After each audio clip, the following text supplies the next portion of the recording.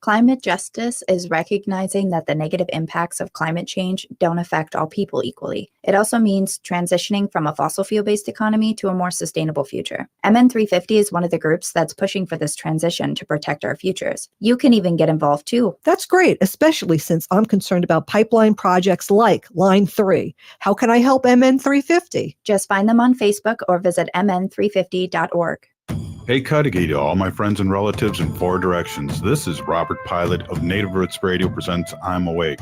I'm here to ask you for your support. Finding honest Native-centered news is not easy, but with your support, we're able to provide accurate information about Standing Rock, Line 3, treaty violations, and COVID-19 in our Native communities. Please visit Native Roots Radio Network on Patreon and donate if you can. That's Native Roots Radio Network on Patreon. Pinigigi, and thank you for your support. Navigating COVID while protecting yourself can be difficult. Fortunately, there's a hotline you can call with any questions. The Department of Indian Work St. Paul partnered with the Minnesota Department of Health to open the Twin Cities American Indian COVID-19 hotline. They provide information on vaccines, booster shots, and testing sites. Right now, booster shots are available to anyone over the age of 18 for those who are eligible. The Twin Cities American Indian COVID-19 hotline can also help with housing, food, medical, and educational support. If you or someone you know has questions about COVID-19, vaccinations, booster shots, or testing, please call 651-304-9986. Again, the number is 651-304-9986. The Twin Cities American Indian COVID-19 hotline is open for calls Monday through Friday from 8 a.m. to 5 p.m.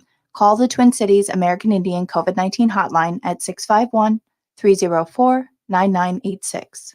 Minnesota has the only original wolf population in the continental United States, and 80% of Minnesotans believe the wolf should be protected. Howling for Wolves is asking Minnesotans to respect our true wildlife manager, the wolf. Their survival is critical to our ecosystems, our communities, and even our economy. As highly intelligent animals with strong social bonds, Minnesota wolves deserve to be protected and admired. Learn more at howlingforwolves.org. Let's live and let howl. With a look at your AM 950 weather, I'm Patrick Lilia. Partly cloudy tonight with a low of 42, then sunshine Tuesday with a high of 59. Hazel's Northeast offers the most creative comfort food you'll find for any meal of the day. Hazel's is located at 29th and Johnson in Minneapolis, minutes from 35W. More at hazelsne2go.com. Portions of Native Roots Radio may be pre-recorded. It's a good day to be indigenous. Get up, stand up. They are going to become more brutal. Because all the hippies were trying to be Indians anyway. They're going to become more repressive because it's a matter of dollars and their illusionary concepts of power. Hey, Victor. We must live in balance with the earth. And also with recent happenings at Wounded Knee. I am awake. Welcome to Native Roots Radio presents I'm Awake, and I'm your host, Wakanja Hade.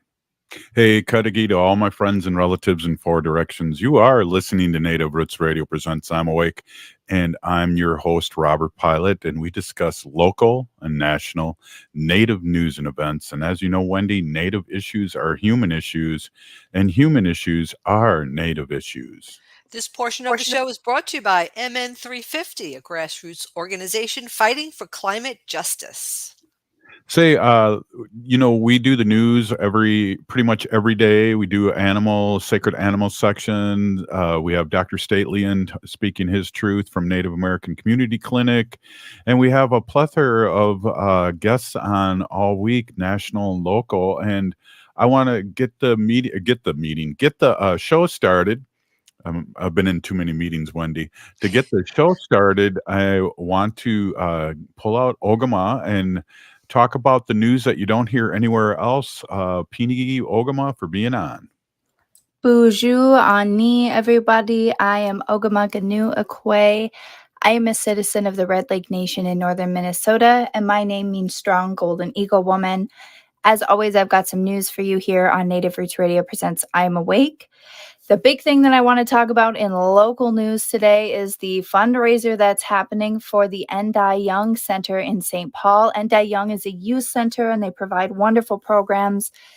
They're having a fundraiser online live on Bobby Dew's Instagram, and they're going to have Dallas Goldtooth, Jana Schmeiding, and Mark Marin at 6 p.m. Pacific time tonight. Again, live on Bobby Dew's Instagram. There's a fundraiser for Ndi Young Youth Shelter. Check it out with Spirit from Reservation Dogs and other awesome characters and wonderful people in the Native community. Will thank you greatly for your participation and your support of the Ndi Young Youth Shelter. Hopefully we can get somebody from Ndi Young on again on the show sometime in the near future. Would really be looking forward to that. The other big thing that I want to talk about today has to do with ICWA. So if you're a Native person, there's a good chance you might know what ICWA is already. But if you are one of our allied listeners or somebody who's never had to hear about ICWA, ICWA is the Indian Child Welfare Act. It was created in 1978 by the federal government, and it was created to reestablish tribal authority over adoption of Native American children after the 60s scoop, which I'm sure Robert Pilot could maybe talk about on a later episode. The 60s scoop was when Native American children were being removed from their homes and adopted out by non-Native families throughout the country. It was a pretty common practice in the United States and Canada. However, ICWA helped to stop that practice. The goal of the Indian Child Welfare Act, or ICWA, was to strengthen and preserve Native American family structure and culture. And they found before ICWA was drafted, they found that between 25 and 35% of all Native children were being removed from their home by state child welfare and private adoption agencies. And of those 25 to 35% of children who were removed, 85% were placed with non-Native families, even when fit and willing relatives were available. So ICWA was really established to safeguard that placement with Native American children, and also to allow Native American children placement hearings to happen in tribal courts, and allow the child's tribe to be a part of state court proceedings for placement for that child. So it really allows Native children to be brought back to their communities if they're in a situation where they needed to be removed from their homes. This week, there was new legislation that was introduced for Indian child welfare. It is a bipartisan act. It's called the Strengthening Tribal Families Act, and it was put forth by Representative Chu from California and Representative Bacon from Nebraska. And it's going to help state and local child welfare agencies with implementing ICWA. Basically, what's happening right now is that ICWA, or the Indian Child Welfare Act, requires active efforts to keep children safely in their homes and connect with their families and communities and culture. However, there's no federal agency that's responsible for overseeing the implementation of ICWA standards, meaning there's nobody to help see that these things are being done. And then there's also been no additional progress in building up this program in quite some time. So the Strengthening Tribal Families Act is bipartisan and would give the Department of Health and Human Services, or HHS, authority to help states improve their compliance with ICWA. So research has shown that this kinship placement really helps children develop a stronger attachment to their extended family and to their culture. And there's long-term benefits in areas of education, employment, housing, and mental health as well.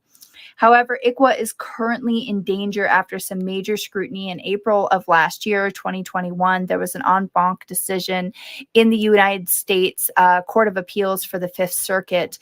And on February 28th of 2022, the U.S. Supreme Court has agreed to hear a case challenging the constitutionality of the Indian Child Welfare Act, and they claim that there's certain provisions concerning the placement of preferences of Native children for Indian homes, as well as certain processes of ICWA violating the Constitution. So the court ruled that the corresponding provisions of the laws implementing regulations violated the Administrative Procedures Act, and the Supreme Court has now granted and consolidated 4 petitions for overlapping questions on several constitutional doctrines of ICWA, and the case is expected to be argued this fall of 2022. So this is something that's really going to have deep effects on Indian country, and I wanted to just make sure that people have an update of what's going on, what's happening with ICWA, and letting people know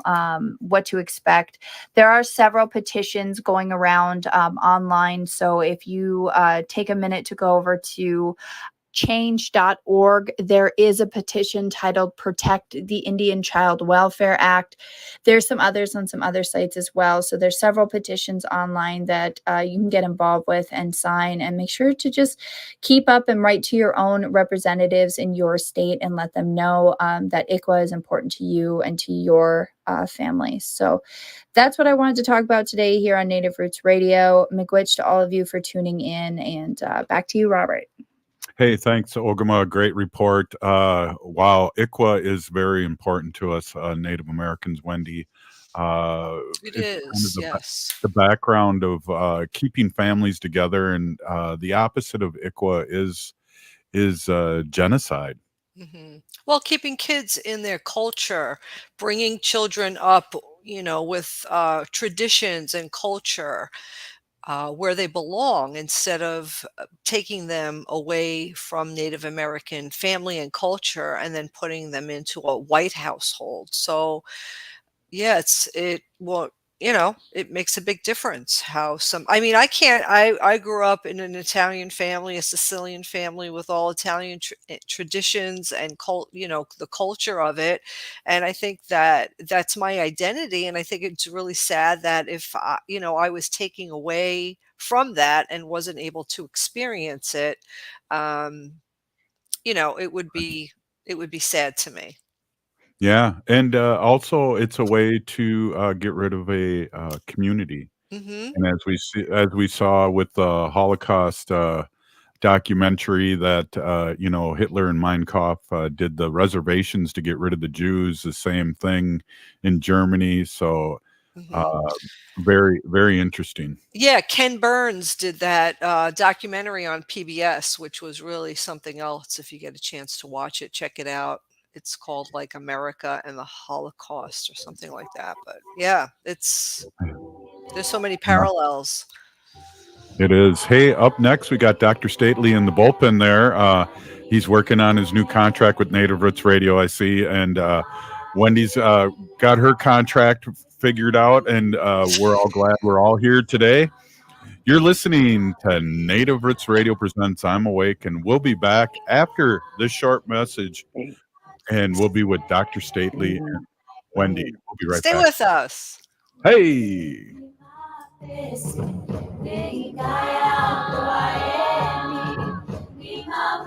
Hey, Ogama, I've been hearing a lot about this term, climate justice. What is that? Climate justice is recognizing that the negative impacts of climate change don't affect all people equally. It also means transitioning from a fossil fuel-based economy to a more sustainable future. MN 350 is one of the groups that's pushing for this transition to protect our futures. You can even get involved too. That's great, especially since I'm concerned about pipeline projects like Line 3. How can I help MN 350? Just find them on Facebook or visit mn350.org. If the statistics say that 1 in 3 Native women and 1 in 6 Native men have experienced sexual assault in their lifetime, it means our whole community is affected by sexual violence. 1 is too many. Don't stand by, stand up. Don't engage in acts of sexual violence, and shut down the dirty jokes, the gossip, the victim blaming and shaming. As a community, we can change the way we respond. Contact the Minnesota Indian Women's Sexual Assault Coalition to attend a workshop to learn more. Sponsored by the Minnesota Indian Women's Sexual Assault Coalition. If you're like most people, you probably noticed your energy bills are going up and going up fast. Unfortunately, that's not likely to change anytime soon. So if high utility bills have you seeing red, see green instead by locking in an energy rate with All Energy Solar. Switching to All Energy Solar gives you peace of mind knowing your energy costs won't be rising along with fossil fuel costs. Solar panels last 25 to 30 years, giving you a good idea of where your energy is coming from for decades to come. Plus, a system from All Energy Solar could save you even more with net metering. With net metering, extra energy generated by your solar panels is sent back into the energy grid in exchange for credit on your electric bill. Those credits pay for your energy use on days when solar production is low or your electricity use is high. So declare your independence from the fossil fuel industry by switching to All Energy Solar. Get a free, no-obligation assessment from All Energy Solar by calling 800-620-3370 or visiting allenergysolar.com. Hi, I'm Jane Fonda, and you're listening to Native Roots Radio. And we're back to Native Roots Radio presents I'm Awake, and this is Robert. This portion of the show is brought to you by the Minnesota Indian Women's Sexual Assault Coalition. Hey, it was great to hear, our the little promo that we have. Our prayers are out to I can't even think of her name right now. Jane Fonda, who's been run into illness here lately. So it was good to hear her voice and her doing that for us. Hey, you're listening to Native Roots Radio on the Civic Media Network all over Turtle Island, and we want to give a quick shout out to all our relatives in Wisconsin that are listening to us. Today we have Dr. Stately. On Mondays, he is the CEO of the Native American Community Clinic here in the Twin Cities, Minnesota, and we have fun discussions. We have serious discussions, but it's always great to have you, Dr. Stately. Oh, Buju, thank you. I appreciate it. And you see Wendy's here with us too, and we're I know your better half is back. Yes, she's back. She's in New York, so it's a bizarre situation here. It is a bizarre situation. Well, she's back on the show. Right. And one could argue if she's actually your better half, meaning like she could actually be more than half. She's right. Not much better. Yeah. I mean, it's That's really a matter of opinion and perspective, I suppose. But however, so did you have any experience with like that hurricane coming through, or did it clip New York, or how did it do that?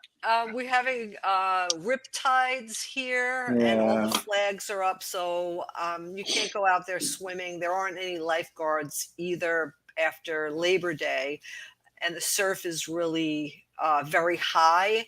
In fact, here in the coast, they were putting more sand up to bulk up the dunes, and they put some sandbags around to make sure. But it doesn't look like it's getting much. But I don't know. It could be getting worse. I'm kind of in never land here. I'm not really paying attention. So something really bad's going to happen. I'm going to be like, what happened? How'd that happen? It's just like, you were not paying attention. You were not paying attention. Your house is close to the ocean? We're like 50 feet from the ocean, like literally 50 feet from the ocean, like from one would think that you'd be paying closer attention to that.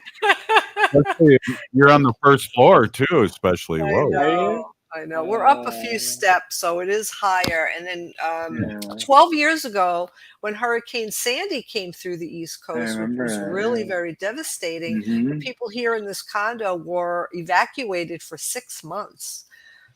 Yikes. The whole basement was flooded. All the washer and dryers and the heating and it kind of damaged the whole New Jersey shoreline, didn't it? Like that whole. It did. It was terrible storm. My sister lost her house.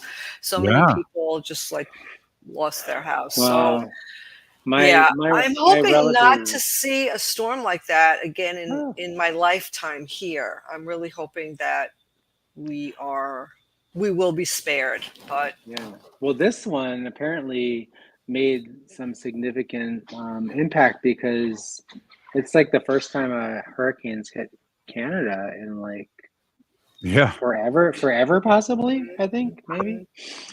So like Nova Scotia and that eastern part of Canada, it's kind of crazy. Like when you see those things happening, it's like it's like a head scratcher. You're like, how do people not understand the idea of global warming and the impact it's having on the climate and the weather?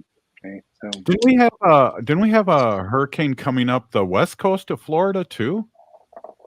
We do actually right now. Right now, the West Coast. Yeah, Ian is And actually, I have nieces and nephews and some relatives right there, and between Fort Myers and St. Petersburg and Tampa. That my sister's children live there. My deceased sister, her children live there, and their babies, their kids.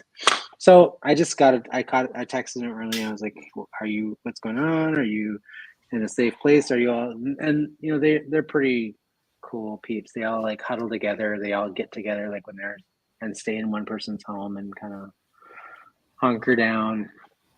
Well, Wendy wanted to probably drink beer and like listen to music and Wendy wanted to drive through the tornado at the fair. So when they said take cover, she thought being in the car driving right towards the tornado was taking cover. Yeah, well, right, Wen? Yeah, I guess I'm I don't know, a chance. I never really think like things are going to be as bad as they say that they are, but I really need to be serious about it because these storms can really be damaging, and they just seem to be getting worse and worse as the years go by. Like you said, Dr. Stately, it's really crazy. I spoke to my cousin who lives in the Gulf in Florida, but they're up north, and their kids go to school, and the schools are closed Tuesday, Wednesday, and Thursday because they need to use those schools for shelters there in that area. So, wow. And they were a bit concerned about what's going to happen. So it's kind of like we were talking about this last week or 2 weeks ago, I think, with when it was just me and Ogama talking. I think I forget where you were at. You were somewhere. Oh, you were being a legislator. Yeah. But we were talking about the impact that big, huge storm had on Alaska and Nome specifically. And I was listening to that radio station that we don't mention out loud here on this news program today, and they had a climatologist talking about like the what just exactly what it means for the ocean to warm up 1 Celsius, right, or one Fahrenheit degree. It's like people think like, oh well, it doesn't really matter all that much, but it's like I mean, the ocean is huge, so you think about like the water warming, where it's not supposed to be warming, and like 1 degree of Celsius or 1 degree Fahrenheit, like what that changes to a body of water that large on the globe, how that can change entire systems, right? Because Right. it's not like your bathtub where it's like oh, it's a little hot. This is a large body of water that really dictates and controls big, huge weather events, right? And I think that I always think about like not just what we're doing to the planet, but also what the destruction and the amount of devastation, physically, emotionally, psychologically, spiritually, that are happening to people all over the globe. But a lot of times we are seeing the impact on indigenous communities over Right. and over, which are already so marginalized and disenfranchised already. They don't have like they have substandard water systems and all kinds of things a lot of times in those communities. So just kind of like encouraging people to think about that and put up prayers for all those people that are in that path of that storm. Ian is supposed to be a huge storm, a very devastating storm. Well, I know you and I talked about when it hit New Orleans, and who lived right by the old squeaky old dikes were brown and black people, and and who did it devastate the most? Yeah, I remember I think it was the first year I was living in Seattle, started my new job at University of Washington when Katrina hit.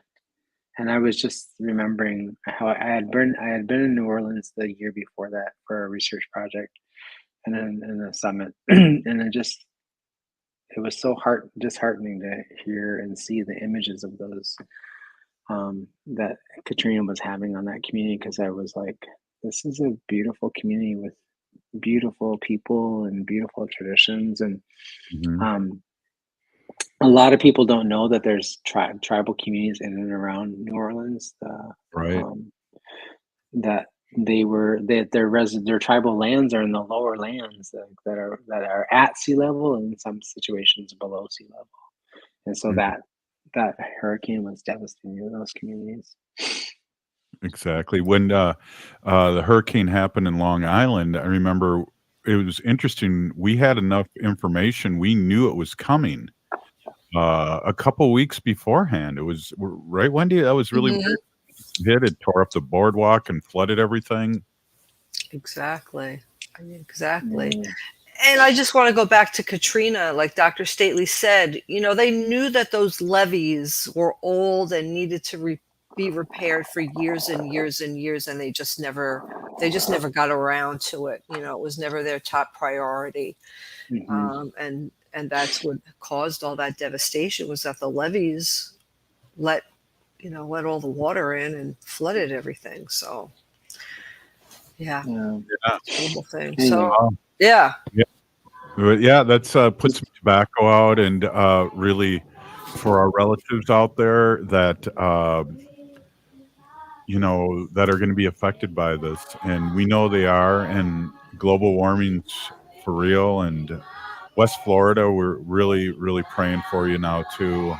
You're listening to Native Roots Radio presents I'm Awake, and we're here with Dr. Stately and Wendy and myself, Robert Pilot. We'll be right back after this short break. Please stay with us. We'll be right back.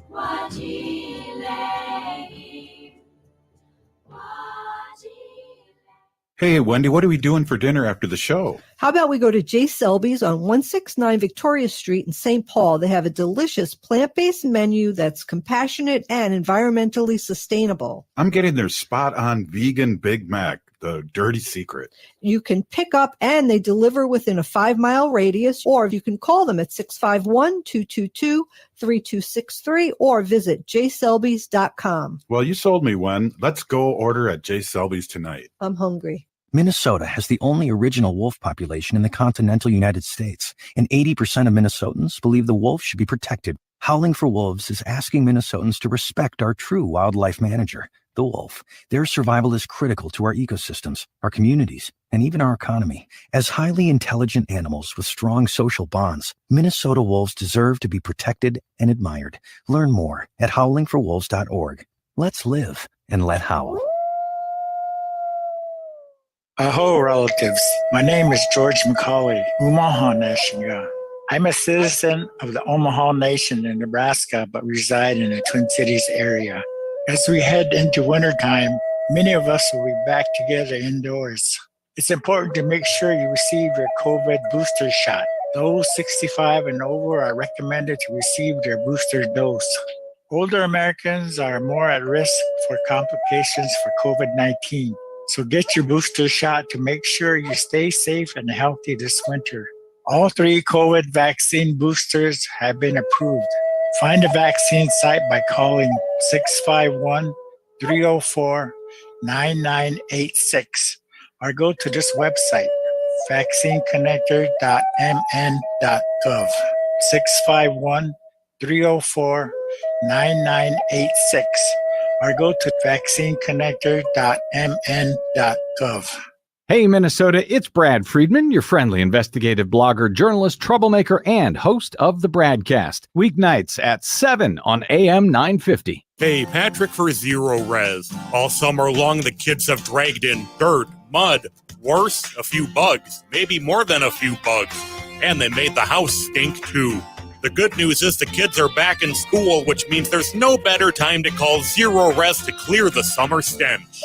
Zero Res will clean up the leftover beach day fun that didn't stay at the beach, the spills left behind after the sleepovers, and more. And you can score big savings this month. Get 3 rooms pre-treated and cleaned starting at just $139 and take $75 off your air duct cleaning. Call today at 952-0RES or visit zeroresminnesota.com and ask for the AM 950 special. And when nothing but new will do, nobody knows floors better than Zero Res. If you're thinking about new flooring, check out zfloors.com for Z Floors by Zero Res.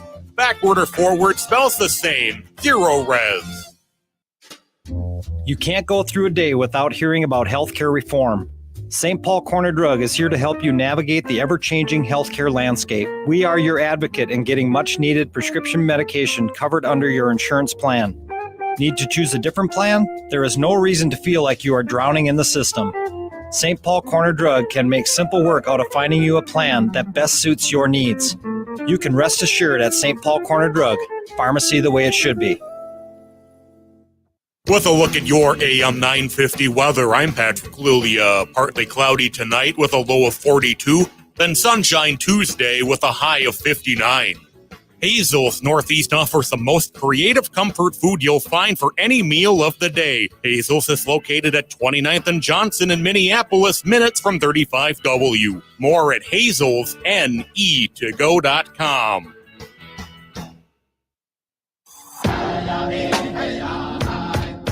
This is Winona the Duke of Honor the Earth, and you're listening to Native Roots Radio. I'm Awake.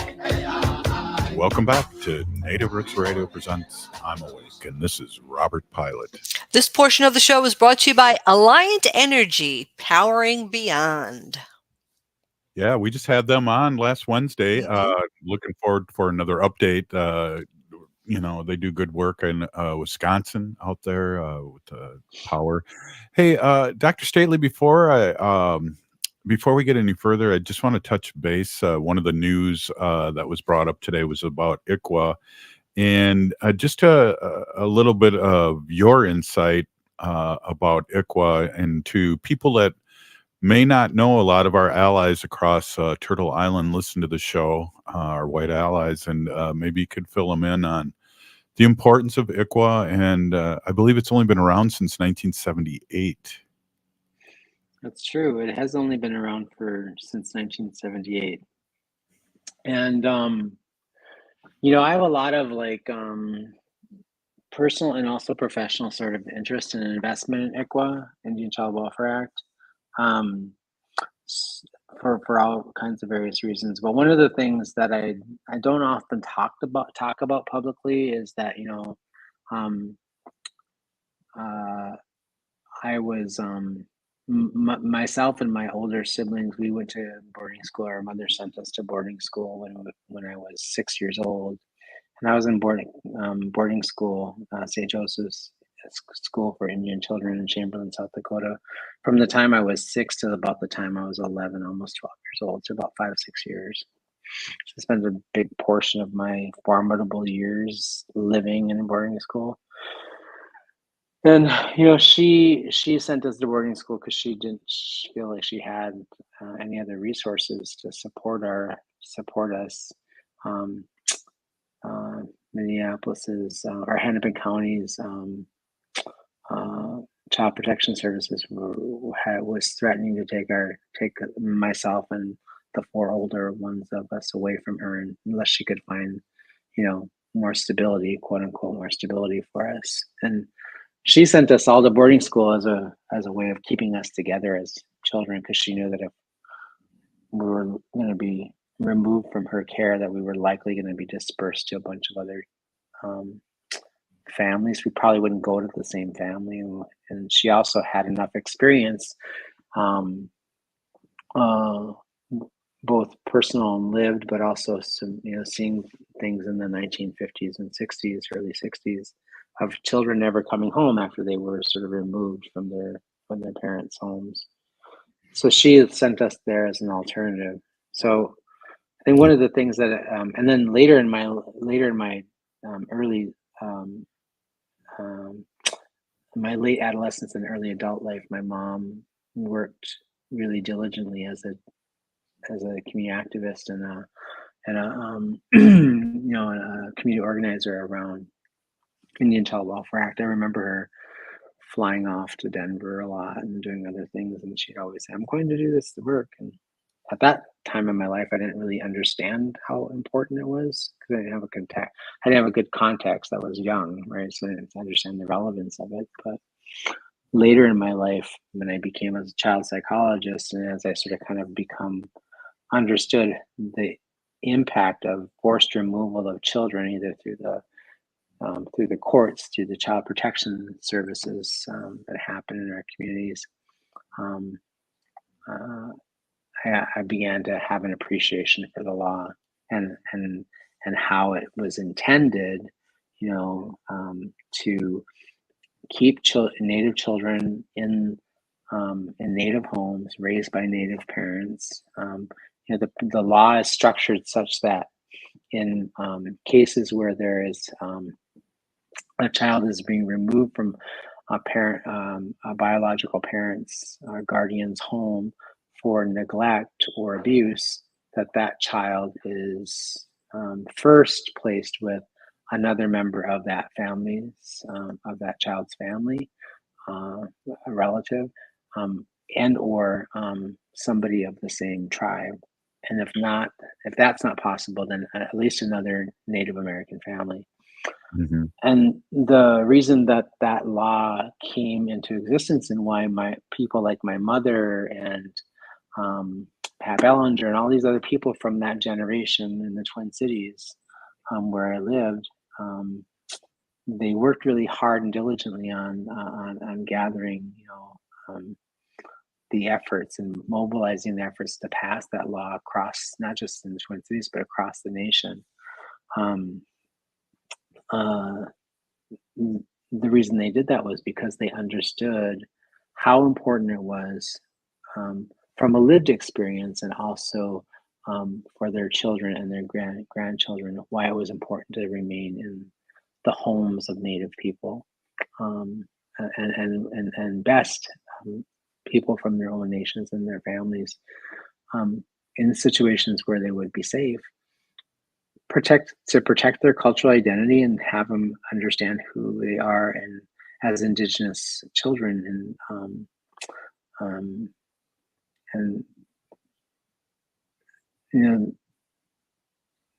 my mom's decision to send me away to boarding school instead of like having us removed was the only choice she really had in like 1965. There wasn't, or 66. There wasn't a whole lot more choices then, and I think about how, if I had been removed from my mother's home, how my life would be different, perhaps. And most likely my life would be different. I'd be a different person. I might not be tied to my community like I am. I might not have a tie to the place and space where I lived, my relatives and my community. I might not have any of that, which is, for me, I think about like if I didn't have what I have, I feel like I think I would be lost. I wouldn't have an understanding of who I am. My life would be less. My life and my understanding of who I am as an Indigenous man and my relationship to this specific community and to my nation and to my people would be lost, right? So those are like things that I don't think people really think about at all. Right. Yeah, I appreciate that, and that personalization of ICWA, and I think it's really important that people need to know that, like gay marriage, like women's rights, it's going to be attacked on if you don't get out and vote. And we talk about that and circle around that a lot, but I just want to say it, to get out and vote, because there's a lot of things that are hanging on the balance. Yeah. And for me personally, it is disturbing to me that, like the death of a monarchy, a monarch gets so much attention in the world, right? So much news. I mean, she was 96. I mean, nobody loves the Queen more than I do. Well, I love queens in general. But I was, I would say that the wrong kind of queens. Yeah, She was old. She was 96 years old. We should expect that she's going to leave, right? Right. At some point, sooner than most. But the point being is like to have that much sort of like attention paid to something of that nature, and not pay attention to these other things, climate, the rights of individuals to sort of live their lives in the ways in which they have lived them for centuries, right? Practicing their rights. I mean, practicing their ceremonies, practicing their rituals, handing down their culture through language and dance and ceremony, all these things. The right and the privilege to be able to do that, and how important that is, and the right to raise our children and hand those things down to them, in a way that other more privileged societies are afforded all of the time, right? So it's kind of like it's troubling to me that these things are happening in our time. Right. One of the things that was really interesting to me when I moved to, I don't know if a lot of people know this, but I moved away from Minneapolis when I turned about 23, went to the West Coast and lived on the West Coast, which is where I got my PhD, and I worked in tribal communities and in both in urban areas. I worked in some research centers focusing on Indigenous health and well-being before I came back when my kids were born. And the only reason, really, quite frankly, I returned to Minnesota was I got my children. I adopted my sons at birth. We adopted those babies at birth because my partner's cousin she couldn't take care of those babies. And she also couldn't fathom the idea of those babies being taken out of the community, right? She wanted them to stay connected to her family, connected to that place, connected to their nation, understand who they were as Dakota boys.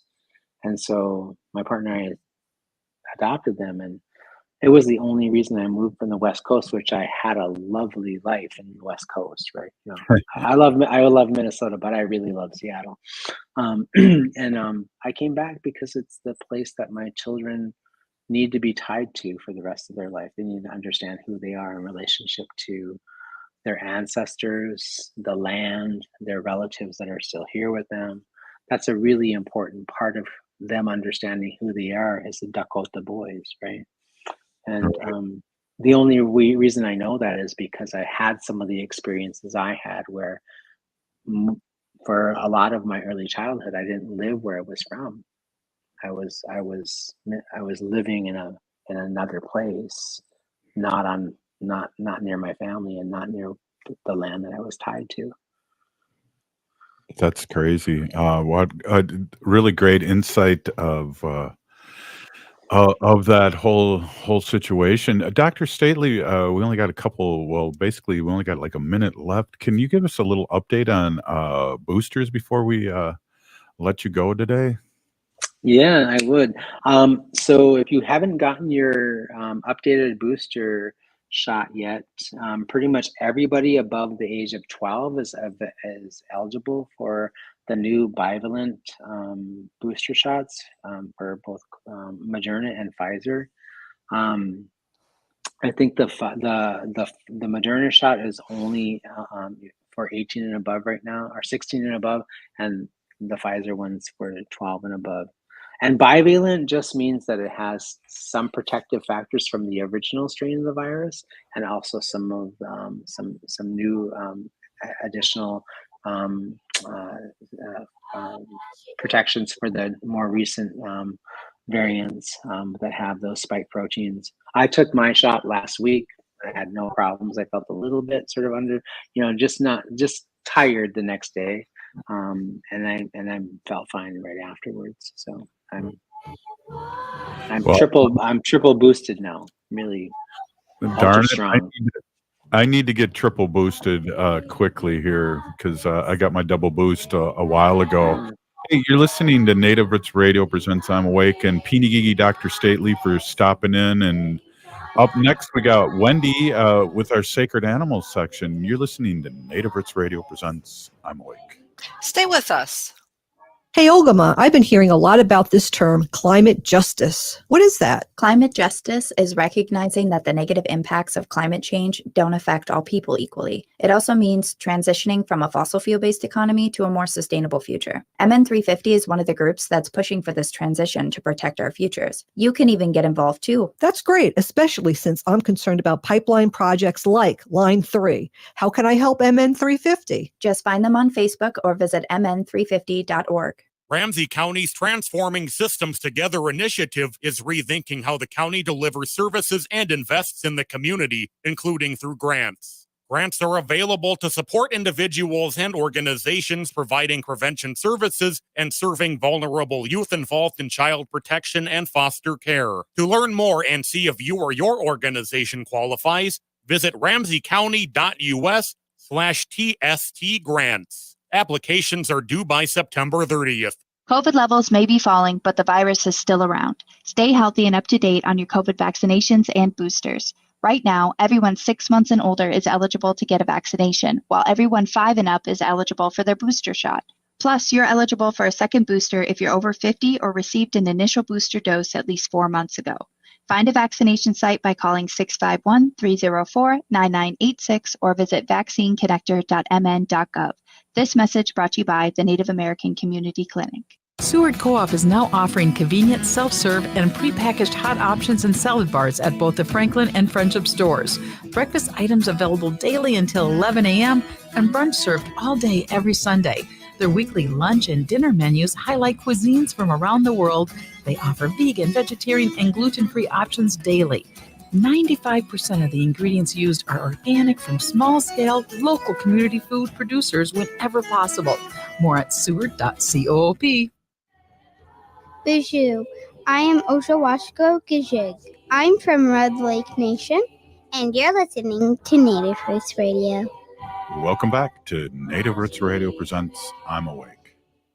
This portion of the show is brought to you by Howling for Wolves, protecting wolves for future generations. Perfect harmony. Hey, I want to reintroduce my awesome and beautiful wife, Wendy. Wendy's been an animal advocate for many years, and she's been talking about our sacred animals, our relatives, for over 6 years here on Native Roots Radio. Welcome. Yeah. Thank you, Robert. Hey, everybody. My name is Hanaji Hihani. That means cares for them. And I was given that name by my Dega, Curtis. By the way, a belated happy birthday to Curtis. It was just not too long ago. Curtis goes by Mashke Hanajinga, which means walks on white clouds. I'm a humane policy volunteer leader for the Humane Society of the United States, and I work on animal issues at the local and state level. And it's always my pleasure to do that. Last week, Robert, I was really excited to talk about the Humane Pet Store Ordinance that passed in Pewaukee, Wisconsin, and we thank the city council members for passing that. But just recently, in the last couple of days here, the city councils of Radcliffe, Kentucky, passed the same Humane Pet Store Ordinance. So I just want to give a shout out to the city councils and all the people who worked on that ordinance in Radcliffe, Kentucky. So I'm really surprised about that, just because of the area and the state, which I don't know if I'm just happy that they're caring about these animals. And it's just to remind people very quickly, the Humane Pet Store Ordinance is an ordinance to stop the sale of dogs and cats in pet stores that originate from a puppy mill. A puppy mill is a breeding facility. It could be large or small, where the dogs are kept in horrific conditions. They're bred over and over again. They're not socialized. They don't go to the vet. They don't leave the cage.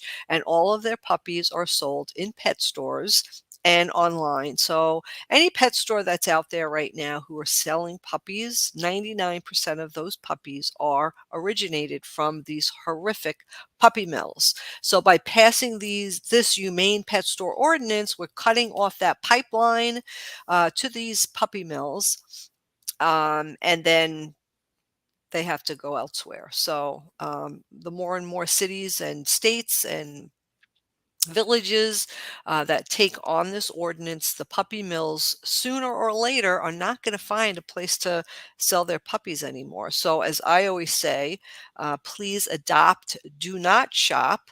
And I want to make sure that people, really understand to do that. So, Yeah. yeah. So, the other thing I want to talk about, Robert, is how important it is to give your pet time after it's adopted, because a lot of people will bring home a pet, right? They'll go to a shelter and they'll adopt a cat or a dog and bring the cat or a dog home and think that um, the pet's just going to be great and everything's going to be fine, and it takes time. So what the experts say is that after 3 days, the animal in your home needs to decompress. They need to feel that they're feeling overwhelmed, right? They don't know what's going on. They don't know where their people went. They may feel scared or unsure of what's going on because they don't know what is going on. They're not comfortable enough to be themselves, so you don't really see their true colors and their personality. They may not want to eat or drink. They shut down and or hide under furniture, and we could both attest to that, Robert, because we adopted a cat named Princess who literally Mhm. lived in my closet for 3 months before she would come out and check us out. And the animals will start testing their boundaries in 3 days. I just want to give a shout out to Robert because he really worked with this old cat. So we went to adopt a cat. And I said, okay, great. Well, let's get this other cat here. She's been in the shelter the longest. So we got her, and she was the one who lived in my closet. I had taken my shoes out and put a little bed in there for her, and she would come out and eat and drink, and she would go potty when we weren't around her at nighttime. But you really, really worked with her by encouraging her to come out and being really kind and talking with her, and she would watch you with the other animals too. And sure enough, Princess eventually came out, and she was um, really turned out to be one of the best cats I know I've ever had. So I want to thank you for doing that, Robert. And Yeah. then, for 3 weeks, the next 3 weeks, when you bring this new animal home, this new pet home, uh, that's the time where they're learning your routine. So dogs will always, and cats too, just get used to the house routine and what's happening in the house. So they start settling in. They start feeling more comfortable. They realize this could be their forever home, right? And they're starting to feel safe. They figure out his or her environment. They get into the routine, and they figure out when the people leave, when they come back, and what's happening. They start letting their guard down. And then this is when they start showing some of their real personality, and their real personality starts coming out. So then at this time, after 3 weeks, this is when like sometimes behavior issues may start to come out. So we really need everyone to be really, really uh, um, diligent to know that it does take overnight. And then for 3 months, finally, the animal start feeling at home, feels completely comfortable in his home, begins to build trust and a true bond with the people who they live with. They gain complete sense of security with his new family, and they settle into this routine. So that's from 3 days to 3 months. Now, a lot of people, when they bring home an animal, they may not be patient enough to wait this time, and this is really a transition period for the animal and for you too. You're getting used to them, they're getting used to you, and they really need this time to adjust. So please, everybody, at least give them 3 months to settle in and figure things out. A friend of mine here we were just talking about adopting dogs and adopting cats, and she just said, I just can't even believe it. It's so hard to adopt a dog and a cat. They make it so hard, right? They make it so hard. You have to fill out all these forms, and they do a home visit, and, they're asking for references. Like, what the heck? This is a dog or a cat.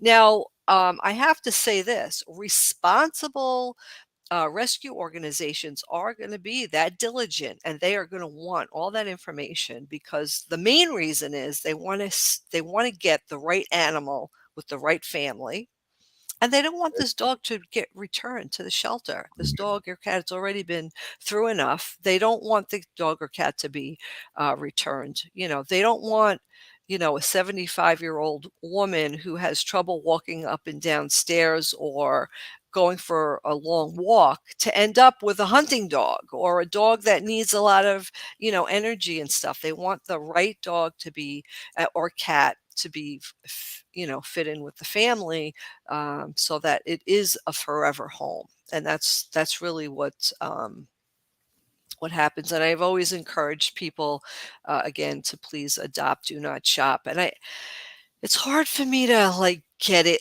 when people want a specific breed, or, I want a pug. I've always had pugs, and that's what I want. Well, you know what? There's a pug rescue. You could get any dog, any breed that you want from a rescue organization. You just need to check it out. Exactly. Hey, yeah. Great for talking about this again.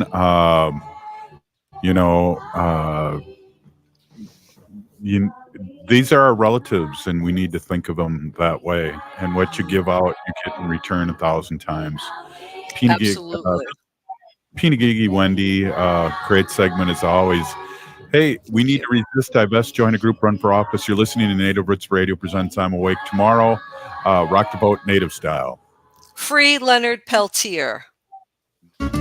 Check out the award-winning Hazel's Northeast in Minneapolis on the corner of 20